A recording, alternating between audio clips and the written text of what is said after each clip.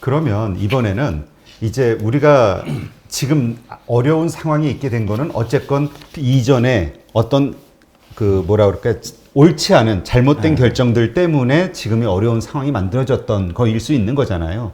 그리고 내가 부자가 됐다는 것은 또 부자가 될 수 있는 결정들을 해왔기 그렇죠. 때문에 그래서 이게 사실은 우리가 어려서부터 금융교육에 대해서 좀 받으면 이게 좀 더 현명할 텐데 우리는 사실 거의 안 받으니까요. 그래서 우리 부행장님이셨으니까 또 부자 강의도 하셨고 어떻습니까? 일반적으로 우리가 부자가 되기 위해서는 어려서부터 그러니까 기본적으로 우리 금융교육이라고 표현하는데 어떤 것들에 대해서 좀 교육을 받아야 된다고 생각하세요? 근데 많은 분들이 이제 금융교육을 받아야 된다 그러면서 뭐 어려서부터 주식 투자를 해라 뭐 이런 이야기를 주로 하는데 저는 좀 아닌 것 같아요. 아, 그래요? 그래서 제가 가르칠 때는 어떤 걸 이야기를 했냐면요.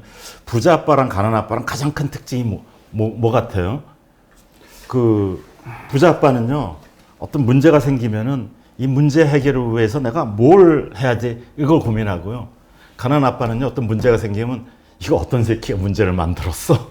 누굴 비난할 건지를 찾아요. 아, 그래서 그런 생활 태도부터 바꿔야 되고요. 또 많은 사람들이 부자가 되고 싶어 해요. 근데 부자가 뭐예요? 글쎄요, 그냥 부자가 뭔지 모르고 부자가 되고 그렇죠. 그냥 돈이 많은 사람, 돈이 많은 일반적으로. 사람. 그렇죠. 뭐 국어사전에 뭐 돈이 많은 사람. 그럼 얼마 있어요?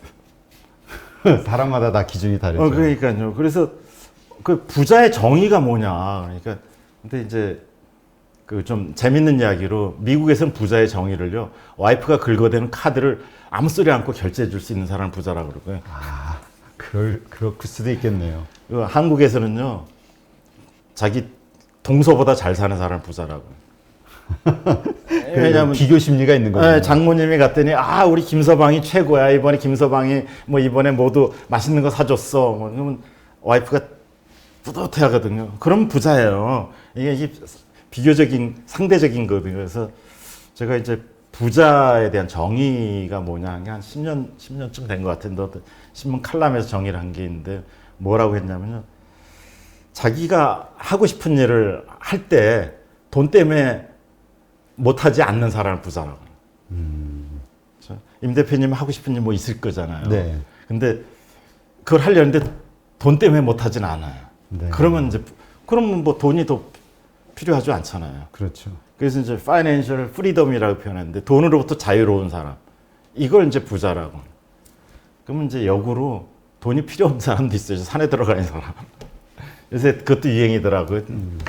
그 사람 부자예요. 뭐 돈이 왜 필요해? 저기 그 방송 프로도 있죠. 네. 뭐더라 뭐 하여튼 예. 그래서 왜냐하면 자기 삶의 목표와 가치가 정해지고 나서 거기에 따라서 돈이 어떤 작용을 하느냐 이걸 보는 게 부자에 대한 정의죠. 뭐 지금 뭐 30억 있으면 부자냐? 뭐 30억 있으면 부자라 그러면 아니 집값이 30억 넘어가는데 뭐 먹고 사냐고. 그렇죠. 아니 그러면 지금 부자 아빠, 가난 아빠의 그 차이를 설명해 주셨는데 그럼 자녀에게 금융교육을 시켜야 된다 하면 주식은 아니다라고 말씀하셨으니까 그럼 어떤 금융교육을 시켜야 되는 겁니까? 주식이 아니다는 게 아니라 자기가 주식을 선택했냐 이겠죠. 아, 주식을 사서 주는 게 아니라 네. 그래서 제가 판별할 수 있는 보는 능력. 그리고 되게 이제 그 주식 투자해가지고 돈을 번다 그러면 언제 사냐 이거예요. 언제 파냐 이거예요. 그걸 가르쳐야 된다. 이런 거. 원리. 그렇죠. 그리고 거기서 리스크 관리를 어떻게 할 건지. 그래서 되게 재밌던 사례가 이 부자가 되려면요. 돈을 담는 그릇을 키워야 되는데 돈만 담으려고 하니까 안 돼요. 아, 그럴 수 있죠. 그래서 돈 담을 수 있는 그릇에 이거 키우는 게 사람에 대한 이게 크기를 키우는 거잖아요. 그래서 제가 이렇게 부자학이라고 할 때 성공 부자학이라고 학교에서 그렇게 붙이더라고요. 부자학 아닌 것 같아요. 앞만 봐도. 그래서 성공학이랑 비슷한 것 같아요. 성공 부자학이라고 해서 가르쳤는데. 그러면 예전에 이제 그 은행에 계시면서 이제 많은 그 부자들도 만나셨을 거 아닙니까? 그 부자 가운데서도 정말 말씀하신 대로 자기가 그 그러니까 자기의 삶을 즐기는 사람이 있고 계속 그 돈을 쫓는 사람도 있고 뭐 다양하잖아요. 어떠세요? 근데 이제 일반적인 특징은 있고요. 그런데 이제 아직 못 벗어난 사람들도 있죠. 심지어는 이제 매일 아침 은행을 돌아다니면서 자기 거 확인하는 사람. 이건 완전히 돈의 노예죠. 그래서 제가 그분한테는 뭐 회장님, 우리 은행 통장은요, 제가 저 북한산 우에다 갖다 놓을게요. 그랬더니, 아이, 그게 또 무슨 소리야. 그래서 올라가느라고 건강해지기도 할 거 아닙니까? 이게 아침마다 오전 내내 은행 돌아다니는 게 이게 무슨 삶의 가치가 있어요. 그래서 목욕탕 가서 때밀어 드리면서 이러지 맙시다. 뭐 좀 바꿔드렸는데요. 왜냐하면 그건 뭘 가져야 된다. 막 그분은 트라우마가 있는 거예요. 제가 이제 돈의 트라우마를 그렇게 설명하는 거예요. 그래요. 그런 얘기도 있더라고요. 우리가 볼 때는 되게 답답한데 돈을 안 쓰고 막 이제 돈이 몇백억 있는데도 친구들 만나면 막 구두금 메고 막 이런 분이 있거든요. 많죠. 근데 그 친구분이 그런 얘기를 하시더라고요. 그 선배인데 그 사람은 그게 낙이라고 행복하던 거라고. 그리고 자랑을 해요. 제 친구 중에도 있어요. 굉장히 고등학교 다닐 때 힘들어가지고 가정이 파괴돼서 우리 음악실에서 먹고 자고 할 정도였는데 돈을 꽤 벌었어요. 자랑을 되게 많이 해요. 근데 절대 못 써요, 그 친구는. 네, 아까운 거예요. 그리고 자기가 사지도 못해요. 그건 이제 트라우마 거기서 벗어나야 되거든요. 그건 이제 돈의 노예가 된 거죠. 부자로 죽는 거지. 부자가 아닌 거예요. 부자로 사는 게 아니에요. 그러니까 자기가 지금의 삶의 생활에 만족하면 그게 부자일 수 있는 거잖아요. 그렇죠. 돈 때문에 고민 안 하면 부자라니까요. 이제 그게 행복한 부자. 네, 이게 이제 그 자기 삶의 가치, 기준 뭐 이게 제가 이제 학교 선생님들 이렇게 강의할 때 그런 이야기 하거든요. 가령 초등학교 선생님인데 뭐 페라리 몰고 출근하겠어요? 안 어울리잖아요. 그냥 자동차 있으면 좀 평범한 자동차 몰고 가는 거예요. 그래도 그분들이 뭐 세계 뭐 크루즈 여행 가겠어요? 안 맞아요. 그리고 그렇게 갔다 와면 불편해요. 그때 거기에 맞는 게 있거든요. 그리고 물론 그게 점점점 커질 수는 있겠지만 그래서 자기 삶의 가치가 뭐고 삶의 목표가 뭔지 이런 것부터 먼저 생각해 보면은 나한테 돈이 얼마가 필요한 건지 뭐 그러면서 이렇게 하는 게 이제 부자에 대한 생각을 다듬어야 되는 것 같아요. 네. 그렇죠. 그 아이를 우리가 행복한 부자로 이렇게 성장할 수 있게끔 교육을 한다고 하면 어떤 교육들이 좀 필요하다고 생각하세요? 저는 이제 의사결정 시켜주는 바라서 자기가 의사결정하고 자기가 그 책임을 지는. 왜냐면 아까 돈에 대한 그릇 이야기를 했는데 이제 제 주변에 좀 많이 봤거든요. 이제 토지보상금 받아서 갑자기 돈이 생겼다든지 뭐 쉽게 이제 로또 같은 뭐 이상한 특별한 기회 때문에. 근데 그분들 중에 80%는 원위치가 돼요. 관리 능력이 없는 거예요. 관리 능력 그릇이 요만한데 이만큼 갖다 보니까 나머지 다 넘쳐버리는 거예요. 부자로서의 그릇을 키워라. 근데 부자로서의 그릇이라는 게 의사결정하고 판단하곤 하는 능력. 판단, 그러니까 제대로 된 판단. 네. 근데 그 판단 능력이 이제 뭐 이 이야기 하면 이제 부자 강의를 해야 되는데. 네, 조금만 해주세요. 네. 말하자면은 이게 어떤 정보가 들어왔을 때 그거를 잘 정보를 분류하고 공부하고 부자들은 호기심도 많아요. 호기심 많은데 호기심을 철저히 자기가 검증하면서 이렇게 생각해두고 또 어떤 정보가 있으면 이제 포매팅한다 그러죠. 이게 책꽂이 여기다 꽂아놓고 생각 자체가 그걸 필요하면 그걸 꺼내서 다시 하고. 근데 가난한 아빠들은 정신이 없어요. 아, 맞죠. 우리 뭐 급한 게 많고 맨날. 네, 맨날 나 정신없이 바빠 요새. 이러면 이거 불안한 사람이에요. 불안한 사람이에요. 그리고 이제 의사결정이 굉장히 심플해요. 남들 쫓아가고. 그래서 제가 그런 이야기를 많이 하는데 이렇게 황금 열매가 이렇게 있는데 시소가 하나 있어요. 그러면 누가 이렇게 올라가서 맨 앞에 간 사람이 따잖아요. 그럼 우르르 몰리잖아요. 그럼 이 시소가 뒤집히죠. 그럼 또 여기 먼저 간 사람이 이게 또 따잖아요. 또 뒤집혀서 가난한 아빠들은 되게 바빠요. 열심히 쫓아가서 딸려 그러면 이게 뒤집혀.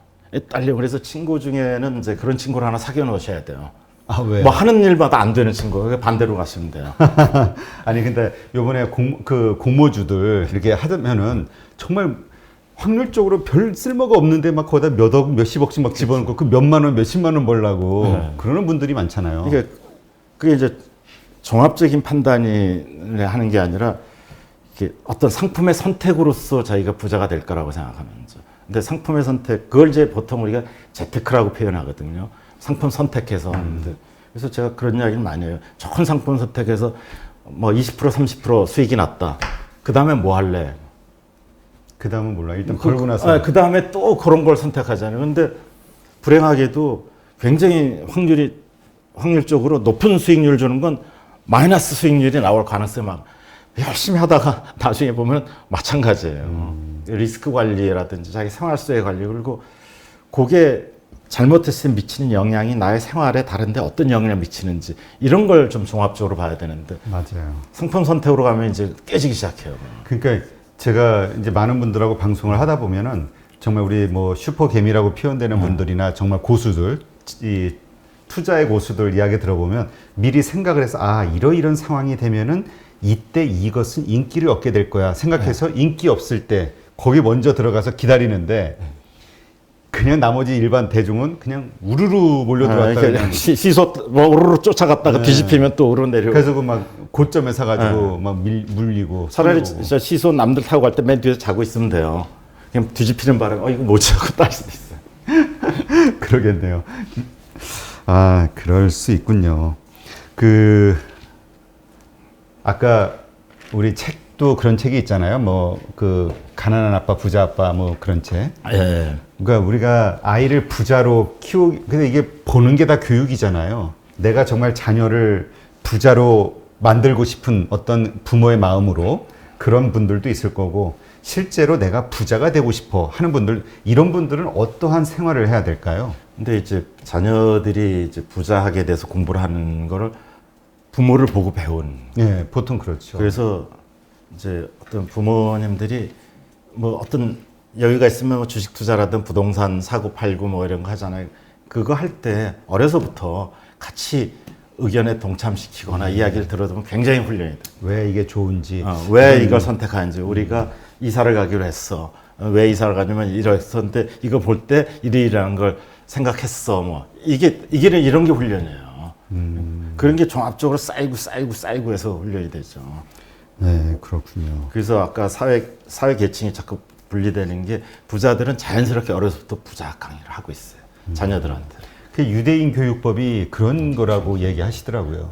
그리고 어느 정도 되면은 애가 이제 대학 들어간다든지 하면 네가 해봐, 주식도 이거 해봐, 해보니까 어떻더나, 뭐 그러면 뭐 이랬습니다. 그러면 조언도 해주고, 그리고 뭐 때로는 아빠 전 이거보다는 그냥 공부하는 게 나아요. 뭐 그런 훨씬 훌륭해요. 그리고 실제 저희 이제 월급쟁이들이 이제 부자에 대해서 갈망이 심하잖아요. 근데 그렇게 해서 재테크해서 이렇게 돈 투자를 잘해서 되는 속도보다요, 자기 개발해서 올라가는 속도가 더 빨라요. 그 자기 개발에 대한 말씀을 하시니까 어떤 분들은 자기 개발 다 쓸모없다 이런 얘기 하시는 분들도 있거든요. 아니, 자기 개발이라는 게 그 사회에서 진급하고 올라가고, 실력을 키우는. 실력 키워서 뭐 그렇게 올라가는 속도가 부축적하는 것보다 더 빠르다니까요. 월급이 상승되니까. 아까 아이 자녀에게 그 선택할 수 있는 기회를 자꾸 줘라. 저 그 말씀 들으면서 하나 떠오르는 게, 보통 부모들이 아이들 옷을 살 때나 어떤 기호품 살 때 사다 주잖아요. 그렇죠. 그거서부터 아이가 어려서부터, 근데 부모 눈에는 그게 안 어울리거든요. 근데 뭔가를 키울 때에는 그런 어설픔을 경험해야죠. 참을 수 있어야 되지, 인내가. 가령 이제 신발을 사는데, 저희 딸내미가 이제 어려서 신발을 사는데, 저는 그게 똑똑하지 않아서 신발이 안 맞아요, 자기한테. 근데 이 모양이 이것밖에 없어. 그러니까 굳이 사겠다고. 그러면 너 이거 사서 너 신고 다녀야 돼. 안 맞는 거야. 근데 절대 너 외출할 때 이거 신기로 했잖아. 발이 아픈 거예요. 경험을 하게. 경험하니까 내가 뗐었어. 그래야지 그 다음 의사결정할 때 이거 해줘. 근데 그거 했어. 그 다음에 그래 그럼 버려. 그러고 다시 교육이 안 되는 거죠. 경험을 해야죠. 그래서 이 실패 경험도 잔잔하게 쌓고 가서 의사결정하는 방법을 배워야지 큰 실패를 안 할 수가 있죠. 근데 말씀이 이해가 되는 게, 사실 우리가 뭐든 할 때는 시작은 다 어설프잖아요. 그 실수도 하게 되고. 그렇죠. 근데 그런 것들이 반복이 되면서 능숙해지는 거니까. 그러니까 생각하는 포인트가 굉장히 많아지잖아요. 그렇죠. 그러니까 어려서부터 보는 포인트가 많아지면은 실수가, 그리고 리스크 관리가 되고, 또 이렇게 남의 말에 쉽게 이렇게 남의 기회에 흔들리지 않는 거죠. 팔랑귀라고. 팔랑귀. 이렇게 자기 판단하는데 이걸 결정하려면 이러이러한 것까지 다 판단해야 된다는 게 훈련이 되면 되죠. 그러면 아까 이제 우리가 살아가면서 어려운 상황들, 그러니까 우리가 그 부자 교육이라는 게 아이하고 할 때 어떤 그러니까 긍정적인 쪽에 어떤 뭐 재테크가 됐든 뭐 어떤 경제 얘기가 됐든 돈 얘기가 됐든 이것뿐만이 아니라 어떤 어려운 상황이 됐을 때 대처법 같은 것도 필요한가요? 그렇죠. 왜냐면 미리 뭐 안 좋은 얘기 할 필요는 없다 이렇게 생각하시는 분도 있거든요. 왜냐하면 이제 뭐 그런 이야기들이 있어요. 부자랑 가난한 사람이 하니까 부자는 어떤 기회를 봐요. 근데 가난한 아빠는 거기에 대한 리스크만 봐요. 리스크만 보다 보니까는 다 완벽히 해결돼야 될 때 뛰어들려고 들고 부자들은 일단 뛰어들면서 어떤 문제가 생기면은 자기 생각을 해요. 이 문제가 이만하다면 나는 이 문제를 뛰어넘을 수 있는 능력이 있다. 그리고 이번 기회가 굉장히 좋은 기회다 해서 전력 투구해서 넘어가요. 그러면 넘어가잖아요. 그러면 이 생활의 바운더리가 넓어지잖아요.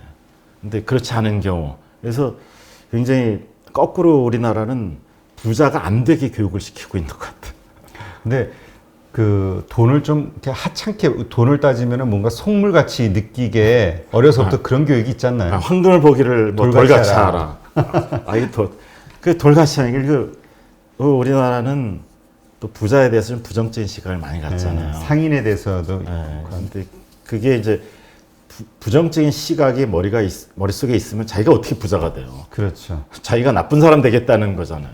그래서 근데 부정적인 시각을 보는 거는 이제 우리나라가 이 개인 자산의 축적 과정이 굉장히 짧아요. 전통적인 부자가 일제시대 지나면서 없어졌잖아요. 6.25 이후에 다 부자가 됐잖아요. 그게 굉장히 짧아요. 그렇기 때문에 주변에 보면은 어려서 나랑 비슷한데 저게 돈 벌었다고 깝죽대네 뭐 이런 부정적인 시각이 많은데 그게 부자가 안 되는 비결이에요. 그 정말 아까 하신 말씀이 와닿는 게 매일매일의 결정이 쌓여서 가난과 부자를 결정짓는다. 우리가 매일매일 현명한 결정, 부자가 될 수 있는 결정을 하려면 어떤 생각이나 어떤 마인드로 살아야 될까요? 많은 사람들이 돈을 많이 벌어서 부자가 된다고 생각하는데요. 대부분의 부자는요, 그 번 돈을 관리를 해서 부자가 돼요. 아, 관리. 잘 관리를 해가지고. 그렇죠. 벌기는 벌었어도 모은 사람, 그러니까 없으면 뭐 부자는 아닌 거죠. 네. 이게 대박 나는 걸 쫓아다녀서 부자가 된다고 생각하는데 그게 아니고요. 한번 대박 난 경우도 있었겠지만 그게 실수가 안 하게 차곡차곡 쌓일 때 부자가 되지. 이만큼 벌었다, 이만큼 까먹었다. 그럼 되게 버라이어티는 하죠. 삶이. 그리고 되게 그 친구 되게 참 화려해. 풍운화 같아 뭐. 네. 근데 나중에 보면 뭐 밥값도 못 내고. 그러니까 그걸 어떻게 표현을 할까요? 우리가 일상생활에서 그러니까 그런 부자 아빠가 되기 위해서 그러니까 관리를 잘해야 된다. 이거를 어떤 식으로 생활에 적용할 수 있을까요? 되게 이제 한번 17가지 비결 뭐 이런 것도 있고 그런데 몇 가지만 중요한 건 한 서너 가지만. 그러니까 사실 이제 부자가 되는 것 중에 확률이 높은 게 이제 되게 잘 모으는 거예요. 잘 관리하는 거예요. 자기 안 쓰는 거. 소득과 지출의 균형이 자산의 축적이거든요. 그러니까 버는 거보다 안 쓰는 게 적으면 모이는 거니까. 어떤 경우든지 소득하고 지출하고 그 차이에 쌓인 게 자산이잖아요. 차이가 클수록. 그러니까 그 관리를 하는 건데 그렇다고 막 이제 그런 경우 많아요. 되게 아끼는 경우. 요새 애들 구두쇠들 있잖아요. 막 아껴 쓰고 막 그런데 그럼 자기한테도 포상도 한 번씩 해줘야 돼요. 석 달 동안 나 이렇게 아껴서 내가 계획한 대로 참 알뜰하게 살았다 그러면 하루쯤은 좀 멋진 데 가서 팍 먹기도 하고. 그래서 보상도 받아야 되죠. 이런 게 다 균형을 맞춰서 가야 되지. 죽기 살기 아낀다. 그러면 사람이 또 지쳐요. 저희가 빚 문제 상담할 때도 그런 상담을 많이 해요. 한 번씩은 보상도 해주고. 막. 근데 그럴 때 심리 있지 않습니까? 과소비가 됐든 아니면 그냥 정상적인 소비가 됐든 어쨌든 꼭 하지 않아도 되는 돈을 쓸 경우, 쓰고 싶은 경우가 있잖아요. 그럴 때 그걸 참아야 되는데 참기가 쉽지 않죠. 이럴 때 어떻게 자기 컨트롤 할 수 있을까요? 지름신이 강림하셔가지고 한번 탁 하면은 자기 합리화를 계속 하거든요. 맞아. 내가 이 명품 산 거는 나 다음에 좀 있다가 동창회인데 나도 이런 거 해야지. 내 나이가 내 그 사이에 고생했는데 뭐. 그게 이제 자존감 때문에 그런데 그 평소에 이렇게 좀 어떤 의사결정할 때 한 번 더 생각하는, 한 번만 더 생각. 그 우리 뭐 화날 때 참을인자 뭐 세 번이면 뭐 살인을 면한다 뭐 하듯이 있잖아요. 딱 했을 때 이렇게 써보자 이거죠. 이렇게 이거 꼭 필요한가? 나 이거 꼭. 그래서 이거를 구매를 함으로써 나한테 주어지는 혜택이 뭐지? 내가 이 구매를 안 했을 때 나한테 내가 힘들 게 뭐지? 이렇게 써보면 되게 우습게 써져요. 그걸 뭐 꼭 쓰라는 게 아니라 그 한 30초만 생각하면 돼요. 30초만. 그러니까 그 안 써도 될 그 이유가 막 생기는 거죠. 그럼요. 그렇군요. 아, 오늘 또 이 부작에 대해서 이 부자 아빠가 될 수 있는 그 방법에 대해서 또 우리 그 부행장님에게 말씀을 들으니까 더 좀 와닿는 것 같네요.